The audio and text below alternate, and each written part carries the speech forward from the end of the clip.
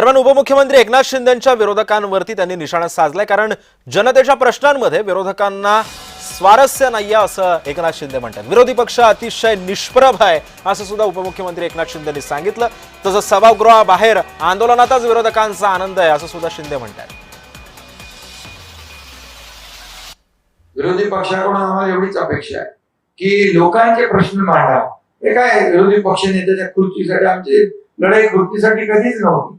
आमचा अजेंडा खुर्ची नाहीये, आमचा अजेंडा लोकांनी, ज्या लोकांनी आम्हाला खुर्चीत बसवलंय त्या लोकांचे प्रश्न सोडवणे, त्यांना त्या समस्यांचा उलगडा करणे, त्यांना न्याय देणं हा आमचा अजेंडा आहे।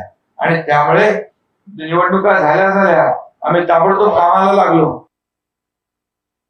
महाराष्ट्रामध्ये लोकांनी मॅन्डेट दिलेला आहे, कामाला दिलेला आहे, कामाची पोस्ट होते। आम्ही ते काही काम करतोय, डे नाईट काम करतोय, घरी बसत नाही।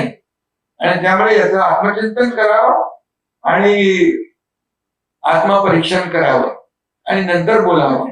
आणि कोण बोलतंय? अरे विधानसभेत पूर्ण अधिवेशनाला पूर्ण वेळ तरी बसा आणि मग बोला।